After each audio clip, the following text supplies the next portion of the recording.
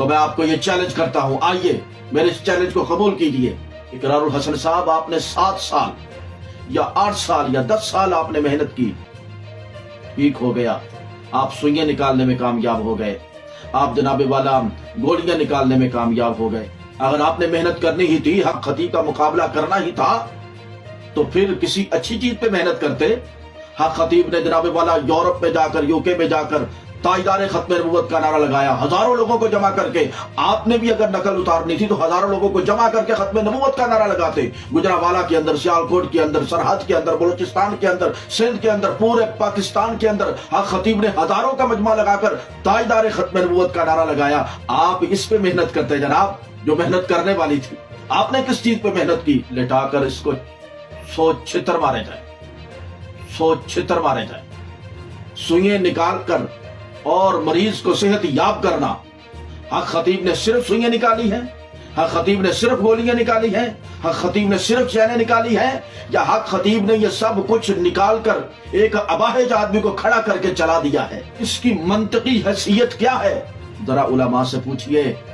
ایک آدمی ایک بادشاہ کے سامنے آیا اور آ کے کہنے لگا، بادشاہ سلامت، میں نے ایک محنت کی ہے۔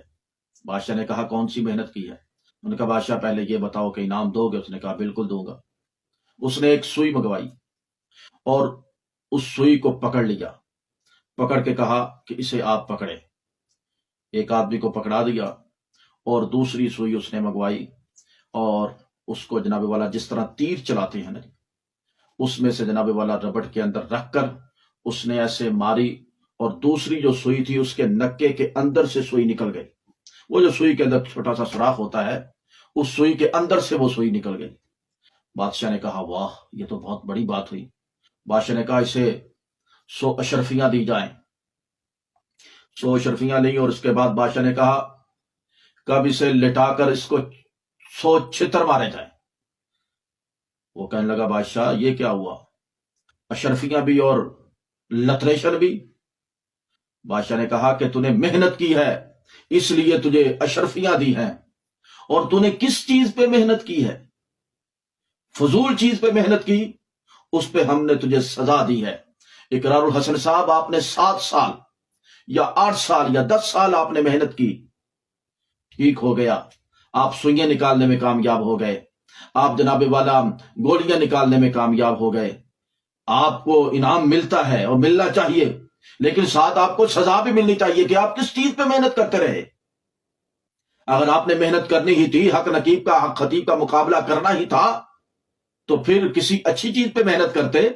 حق خطیب نے جناب والا یورپ میں جا کر، UK میں جا کر تاجدار ختم نبوت کا نعرہ لگایا، ہزاروں لوگوں کو جمع کر کے۔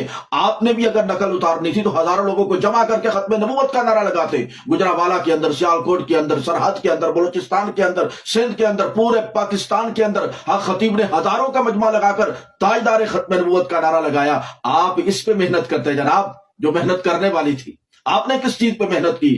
اور باقی رہ گئی سوئیں نکالنے والی بات، تو میں آپ کو یہ چیلنج کرتا ہوں، آئیے میرے اس چیلنج کو قبول کیجئے۔ سوئیں نکال کر اور مریض کو صحت یاب کرنا۔ حق خطیب نے صرف سوئیں نکالی ہیں؟ حق خطیب نے صرف گولیاں نکالی ہیں؟ حق خطیب نے صرف چینیں نکالی ہیں؟ یا حق خطیب نے یہ سب کچھ نکال کر ایک اباہج آدمی کو کھڑا کر کے چلا دیا ہے؟ یا حق خطیب نے بیماروں کو ٹھیک کر دیا ہے؟ کسی کی بیماری کو ٹھیک کرنے کے لیے سوئیں نکالنا، چینیں نکالنا، گولیاں نکالنا یا ایسا کوئی کام کرنا، اس کی منطقی حیثیت کیا ہے؟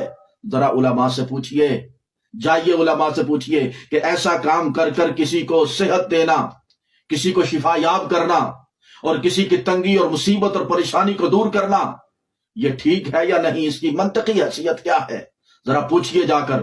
اور دوسرا، آپ نے کہا کہ 18 سال سے سوئے نہیں، یہ وہ۔ آپ ذرا بات کو سمجھیے تو صحیح، آپ عقل مند ہیں، باشعور ہیں۔